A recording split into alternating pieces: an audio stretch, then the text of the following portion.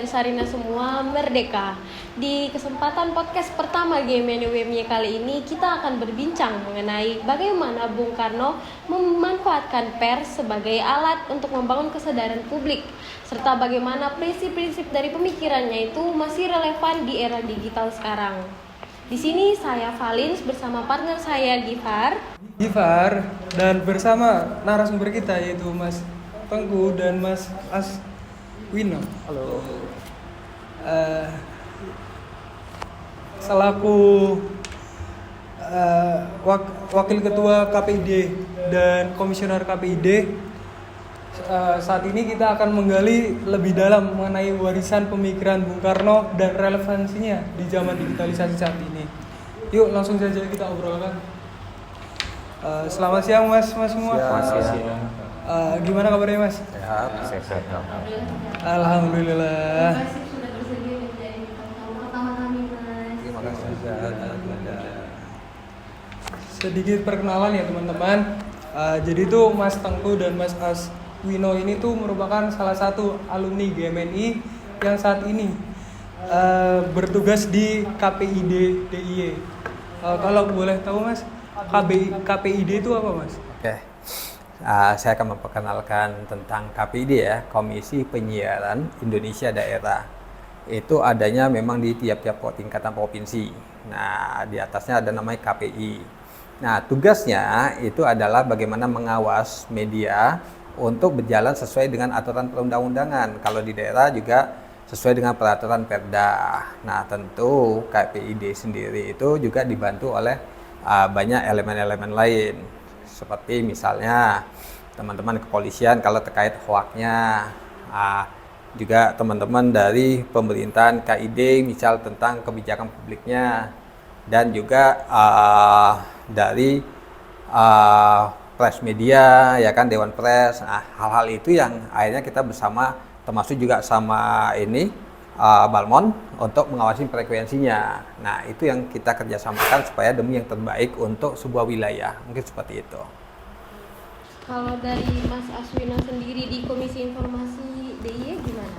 Baik, kalau Komisi Informasi itu tugas dan fungsinya paling tidak dua. Jadi yang pertama itu melakukan monitoring dan evaluasi badan publik. Yang kedua itu menyelesaikan sengketa informasi publik. Jadi ada penyelesaian sengketa informasi publik. Selain itu kami juga melakukan sosialisasi, edukasi, dan advokasi. Berarti kurang lebih sama, tapi ini lebih di KPID itu lebih di pengawasan, sementara Komisi Informasi lebih secara umumnya. Lebih ke informasi publiknya, Informasi publik. layanan informasi publik ya. Kalau boleh tahu Mas Tengku itu jadi Wakil Ketua KPID udah berapa lama ya Mas? Alhamdulillah baru 1 tahun. Ya 1 tahun karena saya periode terbaru di sini. Nah, jadi di KPID itu masa jabatan 3 tahun ya, itu bisa diperpanjang dalam 1 periode kembali. Setelah itu, maka yang bersangkutan tidak bisa lagi di satu wilayah itu atau di tempat institusi itu, karena masa jabatannya hanya 2 periode saja, seperti itu. Mungkin mau tanya soal GMNI dulu ya. Kan mas-masnya dulu pernah berproses di GMNI ya. Kalau boleh tahu di GMNI komisariat apa? Saya dulu atau Pak Waswino? Sweet. Oke ya. Kalau saya dulu alumni GMNI dari IST Akprin.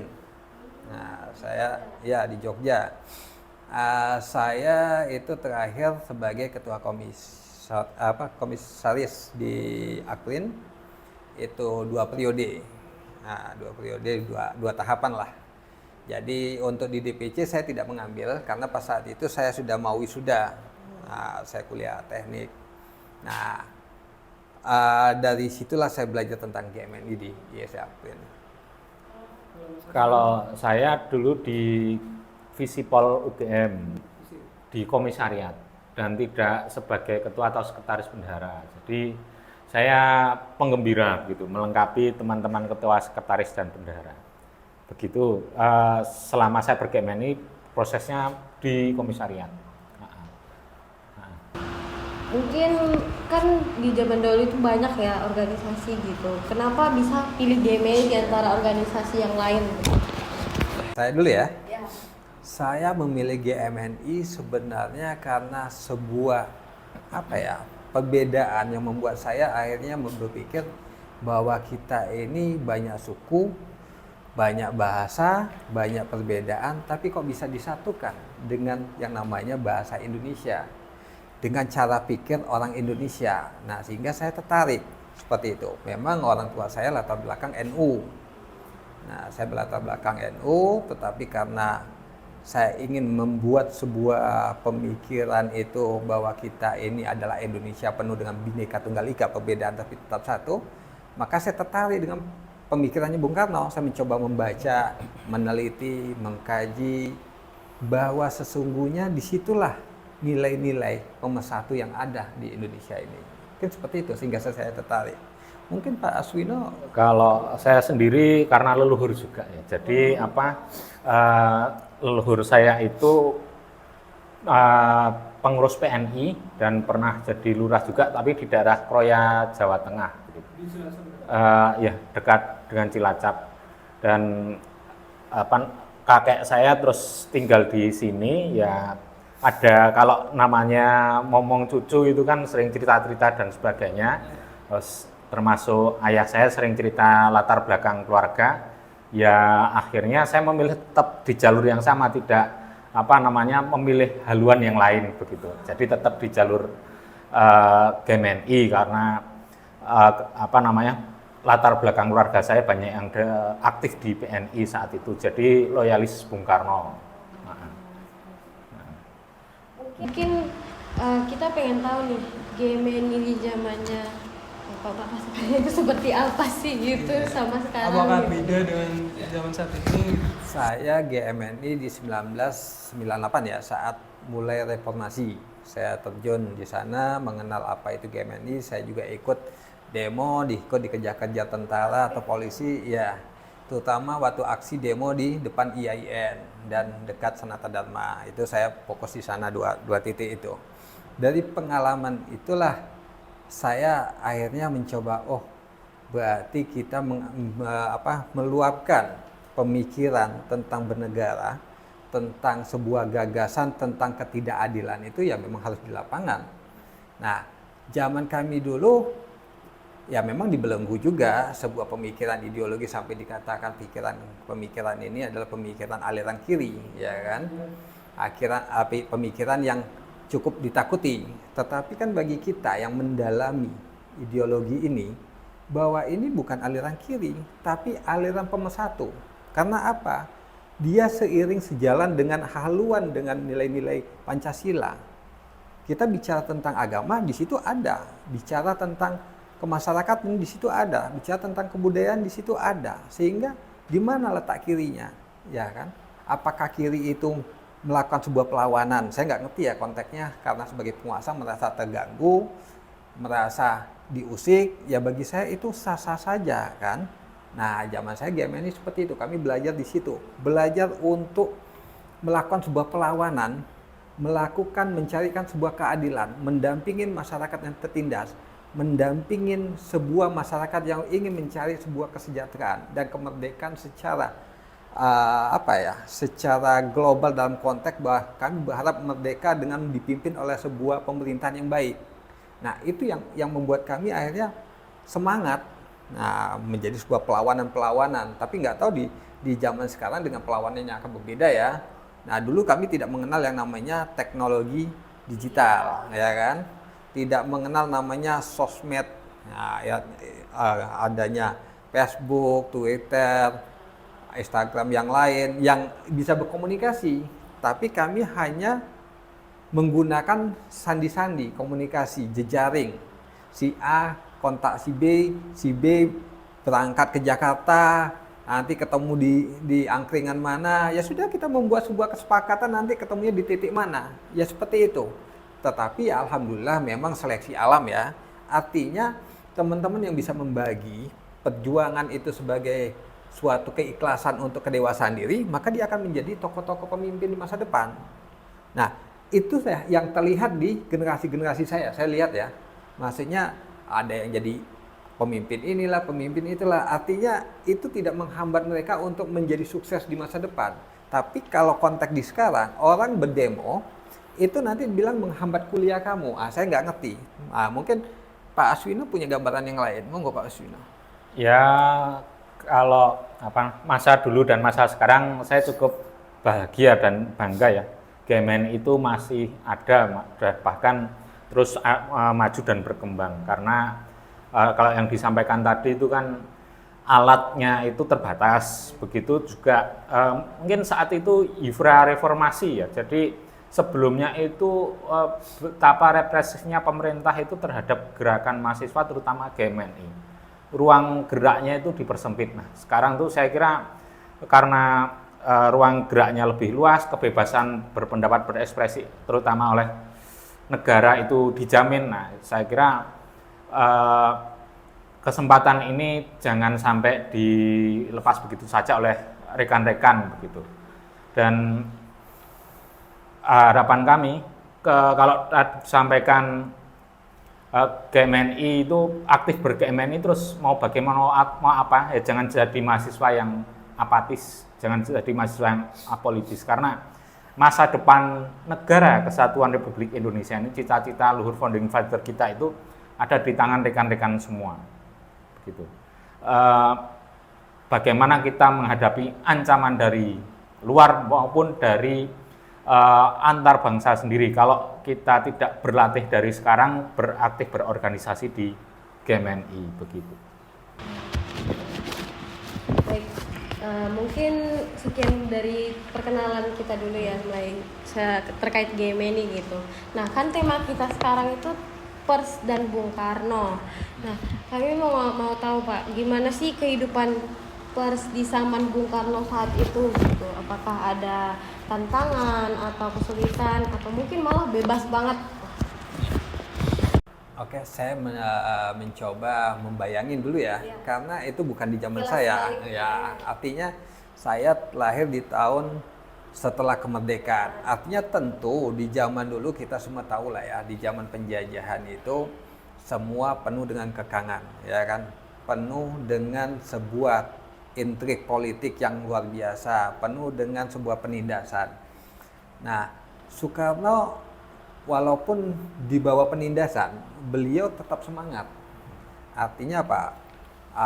Mungkin ada sebuah media yang namanya itu Hosokyoso, itu media yang dimiliki oleh masyarakat yang akhirnya sempat ditutup oleh pihak Jepang, ya kan, karena telah membantu untuk menginformasikan tentang kemerdekaan Indonesia tahun 17 Agustus 1945, sehingga akhirnya masyarakat atau pemuda di zaman itu, ya kan, itu juga akhirnya membuat media baru di Menteng dengan simbol DIK1. Nah, itu membuktikan bahwa di zaman dulu sangat berbahaya sekali media dianggap sebuah ancaman bagi penjajah, kan gitu. Nah, kalau kita bicara media radio, media koran maupun televisi, memang ini sebuah media yang sangat efektif buat menyatukan bangsa ini untuk bersatu, ya kan? Karena apa? Di situ media terkontrol. Apa yang tersampaikan itu jelas. Misalnya media radio, tentu kan sebelum disampaikan informasi itu kan disaring dulu, ada penanggung jawabannya. Karena zaman dulu juga Soekarno kan sempat mendirikan tuh lembaga kantor berita nasional di tahun 1965 itu. Nah, sehingga itu bisa mengontrol untuk meningkatkan kepercayaan negara dunia bahwa Indonesia ini informasinya kemerdekaan itu benar, nyata, bukan hoak. Nah, sehingga media-media itu adalah penyampaian informasi yang efektif. Maka Bung Karno pasti akan menggunakannya, dan dia pun sekarang kita sebut sebagai pelopor media. Karena apa? Terbukti dari tulisan artikelnya, tulisan-tulisan yang di korannya itu, belum lagi media-media rekam pembacaan teks Pancasilanya, teks proklamasinya, ya kan, belum pidato pertamanya tanggal 23 September 1945, ya kan? Belum lagi siaran waktu di televisinya, ya kan? Di tanggal 24 Agustus 1965, itu saat kalau nggak salah 1965 kalau tidak salah ya, itu di saat Asia Games keempat. Nah, itu membuktikan apa? Bung Karno memanfaatkan media televisi dengan tampilan inilah Indonesia pada dunia, bahwa kami telah merdeka, kami mampu menyediakan kegiatan pertandingan Asia Games, Asia Games keempat, ya kan, kejuaraan itu sepak bola itu. Nah, dan pemain sepak bola kita juga luar biasa, ternyata bisa menandingin negara asing. Nah, itulah momen-momen yang luar biasa digunakan oleh Bung Karno, dan kita perlu mencontoh seperti itu. Mungkin ada dari Pak Wino tanggapan. Ya, saya sedikit menambahkan ya.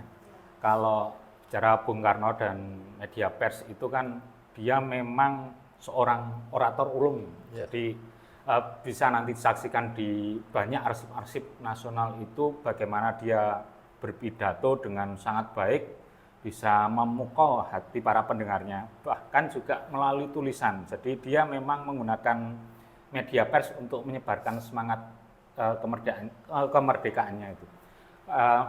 Misalkan dari buku yang sudah dijilid di bawah bendera Revolusi 1 maupun di bawah bendera Revolusi 2. Sudah pernah membaca atau baru mendengar kali ini? Jadi itu bacaan wajib bagi teman-teman GMNI, harus membaca itu. Di bawah bendera Revolusi yang jilid 1 itu merupakan kumpulan tulisan-tulisan beliau sejak muda. Di situ ada yang sangat fenomenal, NIM, nasionalisme, Islamisme, Marxisme. Nah, itu coba kalian kaji apakah itu masih relevan sampai saat ini. Bagaimana menggabungkan kekuatan ideologi itu mungkin di dunia ya, itu di Indonesia apakah bisa bersatu untuk melawan imperialisme dan kolonialisme. Kemudian di jilid 2 itu bagaimana Bung Karno itu pidato di setiap perayaan 17 Agustus untuk mengobarkan semangat kepada rakyat Indonesia. Begitu. Jadi semalam tuh saya sempat baca, Mas. Kabarnya tuh Bung Karno sempat dikecam oleh wartawan asing. Katanya tuh Bung Karno sangat kontra dengan kebebasan pers. Ya. Menurut Mas Tengku dan Mas Aswino gimana melihat kasus tersebut? Kalau terkait kebebasan pers, tentu saya rasa tidak ya. Bung Karno sendiri sebagai pelopor ya. Artinya memang ada tulisan-tulisan ya mungkin ada ketersinggungan dalam konteks ini ya yang tidak diklarifikasi, sehingga ada statement yang mengarah anggapan bahwa Bung Karno tidak mendukung kebebasannya. Nah, memang pada saat itu ya tidak ada lembaga KPI saat itu ya di zaman itu ya kan yang mengawasi, sehingga orang bebas-bebas saja menyampaikan informasi sebebas-bebasnya ya kan, tetapi tetap masih dalam konteks pengawasan juga dengan lembaga ini tadi kantor media tadi, pemberitaan nasional itu. Nah, tentu kalau kita melihat saat itu mungkin ya pikiran saya bahwa Bung Karno mungkin ada hasil diskusi dengan seseorang atau hasil pengamatan dia, nah sehingga dia mengucapkan sesuatu yang selentingan yang ditangkap orang itu sesuatu yang negatif. Artinya menurut saya sah-sah aja ketika kalau zaman sekarang mungkin kita bisa klarifikasi ya, Bapak Presiden kenapa mengucap seperti ini dan bagaimana kan bisa diklarifikasi. Kalau dulu kan setiap gerakan kita atau gerakan Bung Karno sendiri sebagai pimpinan itu kan disorotin banget, ya kan? Bila dia melakukan persoalan A, maka lawan politiknya akan membilang bahwa perbuatan Bung Karno sangat negatif sekali. Jadi menurut saya ya tergantung dari sisi mana memandangnya. Karena sampai hari ini tidak terbukti bahwa Bung Karno melakukan perbuatan itu, menurut saya seperti itu. Kalau saya boleh menambahkan, kan mengutip dari yang disampaikan Bung Karno di waktu pertemuan dengan Persatuan Wartawan Indonesia di Istana Bogor itu tahun 1965 bulan November gitu. Jadi dia saat itu menyampaikan jangan sampai saudara-saudara mengeluarkan suatu perkataan pun dari tetesan pena saudara yang tidak berisi satu kebenaran. Oleh karena tiap-tiap tetesan pena yang saudara dipercayai oleh pembaca, tanggung jawab saudara adalah tinggi sekali. Karena itu saya peringatkan, awas jangan sampai tulisan saudara sebetulnya adalah fitnah. Jadi bisa jadi yang disampaikan, yang ditulis itu jauh dari apa namanya kebenaran yang seharusnya disampaikan kepada publik. Bisa jadi seperti itu begitu. Dan wartawan asing itu kan ya banyak yang tidak berpihak, tidak suka dengan kemerdekaan Indonesia begitu. Menurut Mas Kang sama Mas Aswino nih, kan ada tantangan yang kecaman katanya Bung Karno mengecam kebebasan pers. Tapi di sisi lain juga Bung Karno memanfaatkan pers buat ngebangun sebuah kesadaran publik. Itu strategi apa sih yang dilakukan oleh Bung Karno gitu? Buat membangun sebuah kesadaran publik di masanya. Buat kesadaran publik kan strateginya adalah Bung Karno mencari momen-momen tertentu ya kan. Misalnya tadi saya sampaikan bahwa dia mencoba merekam ulang siaran pembacaan proklamasi ya kan. Itu kan sebuah untuk menumbuhkan ya kan semangat juang masyarakat ya kan, menyatukan kesemangat bersama. Nah, yang kedua, dia memilih momen ya kan terkait masalah siaran Asia Games ya kan. Itu bagaimana dia menampilkan media menyampaikan informasi ke dunia luar. Inilah Indonesiaku. Inilah Indonesia yang telah merdeka ya kan. Artinya itulah strategi dia, termasuk juga dia menyiapkan perangkat-perangkat media televisi ya kan. Dari pemasangannya itu dia ikut terlibat mengawasi dan macam-macamnya itu, sehingga menurut saya luar biasa sekali Bung Karno peduli terhadap media tersebut. Nah itu dari sisi radio dan media. Terkait majalah pun saya lihat juga tulisan-tulisan dia juga membangkitkan semangat. Nah sehingga semua media yang dia terlibat itu bernuansa untuk menyatukan ya kan masyarakat di dalam garis perjuangannya itu, sehingga semangat kolektif berbangsa itu timbul. Itu tujuan utama dia, menyampaikan informasi yang benar tentang Indonesia, bahwa Indonesia di dalam penjajahan, menyampaikan tentang pendidikan bahwa Indonesia harus melakukan peningkatan SDM, menyampaikan tentang informasi nilai-nilai kebangsaan bahwa Indonesia punya nilai-nilai ideologi yang kita sepakati, yaitu ideologi berbangsa dan negara Indonesia ya kan, dengan hari ini disebut dengan Pancasila ya, seperti itu menurut saya. Mungkin ada tambahan? Lanjut saja. Saya tadi kan pakai kemerdekaan kita kan lupa tadi sampaikan. Merdeka marahin menang kayak Manijaya itu. Apa nanti di akhir ya? Silakan nanti yang menutup. Oke. Mungkin setelah tadi yang telah dijelaskan ya, Bung Karno ini banyak menyampaikan pesan dan strateginya untuk mempersatukan kita itu lewat siaran, radio, pidato gitu untuk menyampaikan kemerdekaan Indonesia gitu. Nah, kalau misalnya itu dibawa untuk sekarang, apakah koran, radio, siaran-siaran gitu itu masih relevan untuk menyampaikan pesan-pesan pemersatu gitu? Kalau menurut saya secara sebagai warga negara Indonesia itu sangat relevan. Cuman itu tidak bisa berdiri sendiri. Artinya gini, hari ini peristiwa yang dibangun Bung Karno di Jogja juga dibangun oleh Sultan Yogyakarta dengan mewajibkan masyarakat Yogyakarta itu mendengarkan lagu kebangsaan Indonesia Raya, ya kan? Tetapi bagaimana mungkin itu terlaksana kalau dunia pendidikannya, dunia perkantoran tidak diiringi dengan penanaman ideologi, ya kan? Ketika lagu itu berbunyi, maka mereka tidak memahami begitu besarnya nilai-nilai lagu itu, begitu luar biasanya perjuangan zaman itu. Demi lagu itu kita mengorbankan harta, tahta, dan nyawa, ya kan?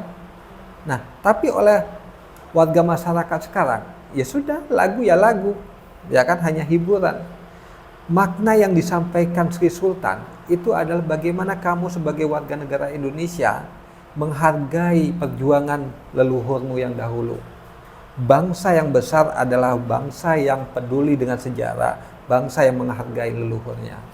Nah, hari ini kita itu kurang. Jadi perlu adanya kerjasama media, dunia pendidikan, dunia instansi-instansi lain yang harus punya cara pandang yang sama, sehingga apa, anak didik dari usia 5 tahun ya kan, di usia dini itu harus sudah didoktrin dengan nilai-nilai kebangsaan. Kamu dengar lagu itu harus berdiri nak, bukan karena lagu itu menghibur, tetapi nilai-nilai lagu itu, perjuangannya seperti ini, sejarahnya.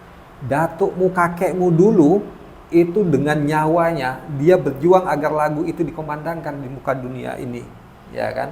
Sampai dunia luar, yaitu negara-negara lain, itu menghargai lagu itu, mengakui kebebasan negara ini dari penjajahan, mengakui kemerdekaannya. Nah, hari ini kamu cuma hanya diminta untuk berdiri, untuk merenungi bahwa kamu nanti setelah dewasa, tolong dong jadilah pemimpin yang baik, buatlah masa depan yang baik untuk Indonesia ini. Tetapi itu tidak pernah tersampaikan di dunia pendidikan, apalagi dikontrol di dunia pemerintahan. Mungkin seperti itu. Menurut Mas Tengku nih, apa sih tantangan terbesar yang dihadapi pers pada era saat ini, dan bagaimana kita bisa mengubah tantangan tersebut menjadi sebuah peluang buat ngebangun kesadaran masyarakat? Kalau kita bicara tentang pers ya, tantangan terbesar mereka tentu adalah yang paling besar sekali, karena pers itu punya karyawan banyak ya, tentu logistik ya. Jadi mereka bagaimana membuat iklan yang lebih banyak sehingga bisa membiayain itu. Tetapi kan bukan intinya, bukan persoalan itu. Tantangannya lain adalah bahwa persaingan dagang antara media konvensional, televisi, radio, koran tadi, dibanding sosial media, ya kan, TikTok, Facebook dan lain-lain, ini kan aturannya tidak berimbang, ya kan. Media konvensional itu ada aturannya, undang-undangnya jelas. Nah, kalau kita bilang tantangannya apa, yaitu diantaranya dia harus membiayai operasional mereka, yang kedua dia harus bersaing di dunia pasarnya, ya kan. Yang ketiga, teknologi ini makin berkembang, ya kan, makin berkembang, dan semua pekerjaan diambil alih dengan robot. Nah, itu yang AI itu yang membahayakan. Nah, sedangkan peluang yang apa yang bisa diambil. Nah, ini akan penuh dengan diskusi yang panjang kalau kita bicara peluang terkait media. Tentu regulasinya harus dibenahi dulu. Dua lembaga ini, ya kan, media sosial sama media konvensional harus dibangun dengan sebuah regulasi yang sama, ya kan, supaya ada persaingan dagang yang jelas. Yang kedua, ya kan, bagaimana kontrolnya, ya kan, kontrol tolak ukurnya itu harus jelas juga. Nah, yang terutama adalah yang ketiga, edukasi terhadap masyarakat ini, ya kan. Apakah dari sosmed ini bisa memberikan keterangan informasi yang terpercaya, atau media konvensional yang dapat memberikan informasi yang terpercaya? Nah, itu masyarakat lagi yang menilai, ya kan. Nah, peluangnya untuk masyarakat apa? Nah, sekarang tidak lagi bicara tentang konvensional atau media sosial, tetapi bagaimana masyarakat menggunakan media-media itu untuk peningkatan perekonomian mereka.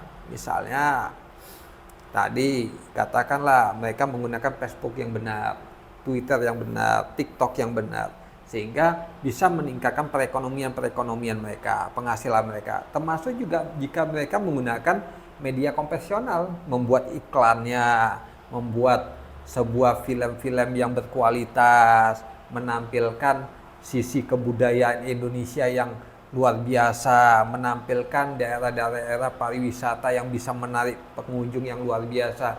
Ini juga saling mendukung sebenarnya, tapi dengan regulasi, aturan yang jelas. Seperti Mungkin ada dari Mas Sumi? Enggak, lanjut. Tadi kan itu untuk persnya ya. Kalau untuk kita sendiri generasi muda-mudi kader GMNI ini, ada nggak bagaimana cara kita membangun kesadaran publik melalui media sosial yang kita pakai saat inilah? Apakah ada cara-cara atau strategi yang mungkin bisa disarankan dari Mas? Kalau saya menganggap itu sangat banyak sekali, terutama kan GMNI harus mampu meningkatkan literasinya dulu lah, literasi tentang teknologi terbarukan, ya kan? Artinya teknologi ini makin lama makin berkembang ya. Kita harus bisa memanfaatkan teknologi itu dengan baik dan bisa digunakan untuk kepentingan. Pertama, kepentingan berkomunikasi antar anggota, ya kan? Yang kedua, kepentingan untuk meningkatkan akomodasi dan transportasi. Artinya dari situ bisa menyingkat pertemuan, bisa meningkatkan ekonomi tambahan, menjadikan ini lembaga advokasi buat masyarakat, ya kan? Nah, itu yang harus dibangun. Nah, dari beberapa hal ini nanti akan berkembang. Teman-teman bisa membuat server, membuat hal-hal lain dengan teknologi yang terbarukan ini, makin lama makin berkembang, bisa dijual, bisa diakses, bisa ditawarkan kepada peminat program, ya kan? Nah, saya rasa itu yang harus dibangun oleh GMNI sekarang, karena pertarungannya sekarang adalah pertarungan media. Menguasai media, maka menguasai dunia. Karena dengan media, sampai bisa mencuci otak semua orang, ya kan?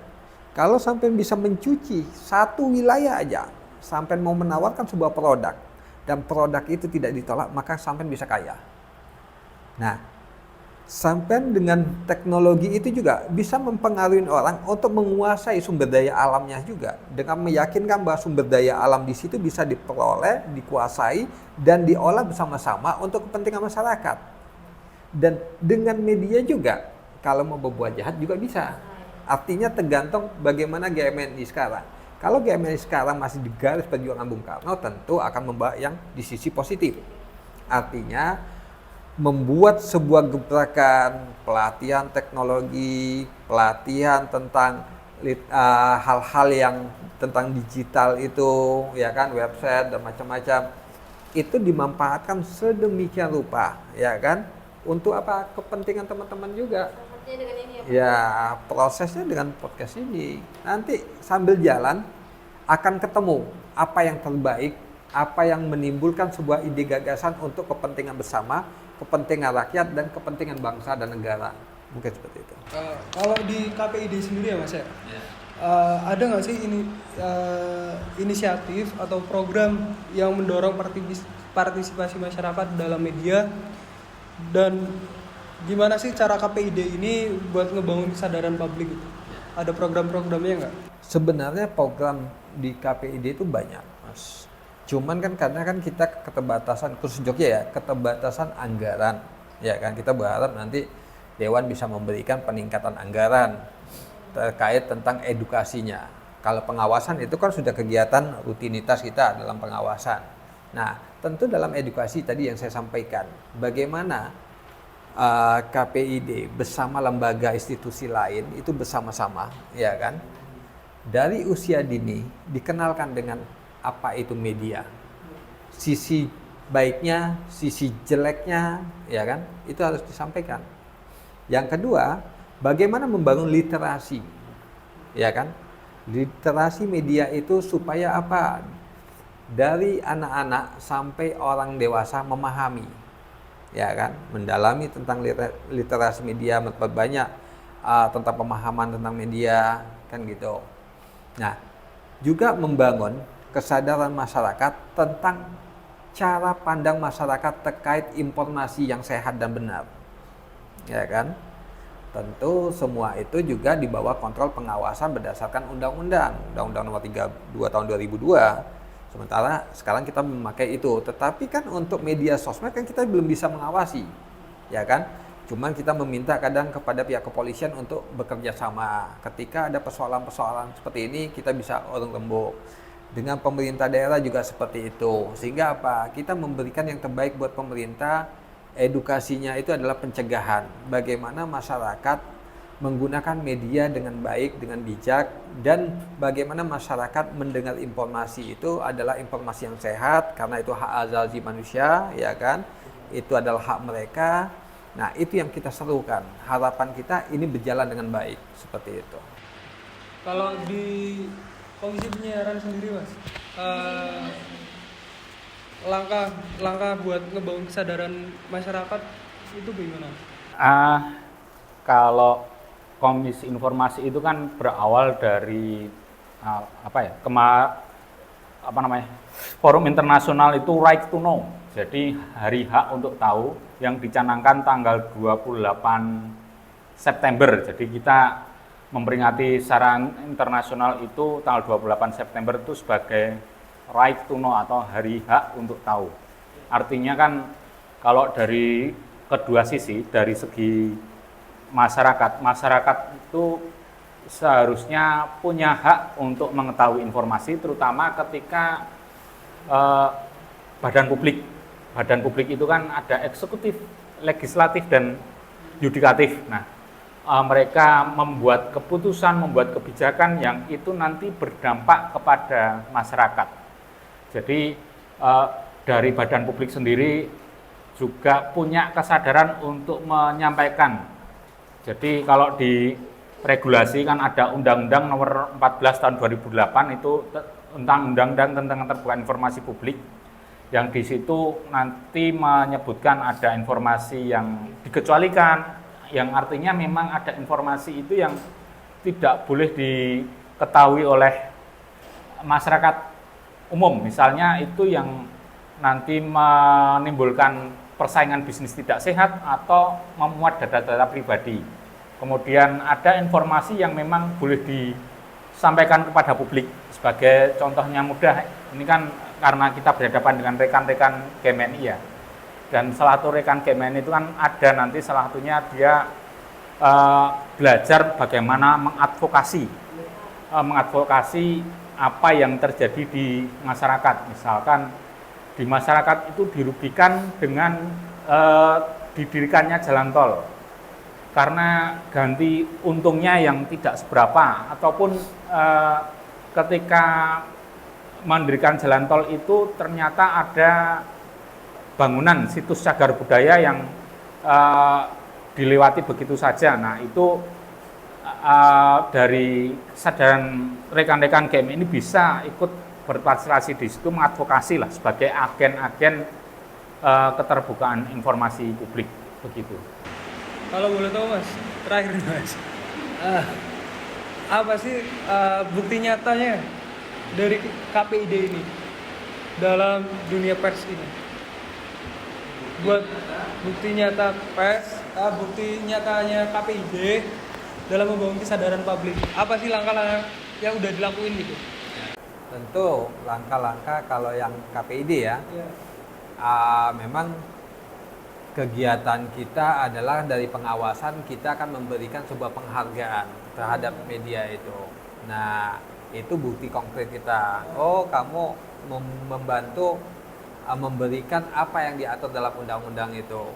Itu pertama. Yang kedua, kita membuat sebuah terobosan-terobosan. Ya tadi kita mengarah kepada edukasi, menciptakan agen-agen perubahan dari usia dini sampai dengan yang dewasa. Nah, tentu bukti nyata itulah harus didukung dari pihak-pihak lain juga. Tidak mungkin bisa berjalan dengan sendirinya. Yang tadi saya sampaikan, masa sih kita mau memberikan edukasi di sekolahan, sekolah tidak mendukung. Tiba-tiba mungkin nggak peserta didiknya kita bisa berikan informasi itu? Kan tidak mungkin ya. Nah, itu yang harus kami cari celah, bagaimana kami kerjasama MOU untuk supaya dinas pendidikan itu mau menerima, begitu juga lembaga-lembaga institusi pemerintahan lainnya, mungkin seperti itu. Mungkin dari Komisi Informasi sendiri? Sudah ada. Lanjut. Ya apa ya? Kalau lembaga Komisi Informasi ini kan undang-undangnya 2008 begitu. Sekarang berarti usianya baru sebentar 17 tahun, dan undang-undang itu masih banyak mengakomodir yang analog, padahal saat ini kan era digital, dan karena era digital itu informasi yang sedemikian rupa juga kalau ibaratnya menjadi semakin liberal, tidak ada batasan dan sebagainya. Kalau kita membicarakan sebagai kader-kader Bung Karno, ya kan ada Trisakti, kepribadian di bidang politik, kebudayaan, dan ekonomi. Jangan sampai kita kepribadian bangsa kita, bangsa Indonesia itu menjadi hilang. Mungkin diskusi kita cukup sekian saja. Terima kasih atas waktunya. Sebelum menutup podcastan ini, kita berikan dulu salam pemersatu kita. Merdeka!